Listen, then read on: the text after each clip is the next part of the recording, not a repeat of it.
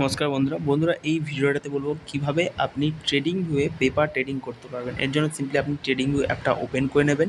ঠিক আছে, যদি আপনার লগ ইন না করা থাকে কীভাবে লগ ইন করতে হয় একটা ভিডিও বানানো আছে, দেখতে পারেন আপনি। এরপর যে অ্যাপটাতে আপনি মানে পেপার ট্রেডিং করতে চান সেই স্টকটাকে কিন্তু ওপেন করে নিতে হবে।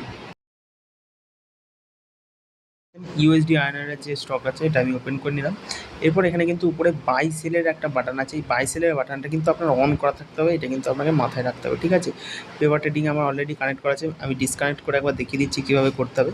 ঠিক আছে, সিম্পলি এখানে উপরে বাই সেলের যে বাটনটা আছে এটা কিন্তু অন করা থাকতে হবে। এরপর পেপার ট্রেডিং সিলেক্ট করবেন, কানেক্টে সিলেক্ট করবেন, এখানে দেখতে পাচ্ছেন এটা হয়ে গেছে। এরপর সিম্পলি বাই করার জন্য বাই ক্লিক করবেন এবং সেল করার জন্য সেলে ক্লিক করবেন। যেমন কি দেখতে পাচ্ছেন এখানে বাই ক্লিক করলাম। এরপর আপনাকে ইউনিট দিতে হবে, কটা ইউনিট আপনি বাই করতে চান। এখানে কিন্তু আনলিমিটেড টাকা থাকে পেপার ট্রেডিংয়ে, তো আপনি যত খুশি এখানে ইউনিট দিতে পারেন। এখানে দেখতে পাচ্ছেন এটা বাই হয়ে গেছে। এরপর সেল করার জন্য সিম্পলি আপনি এখানে সেলের যে অপশানটা আছে সেটাতে কিন্তু ক্লিক করে সেল করতে পারবেন।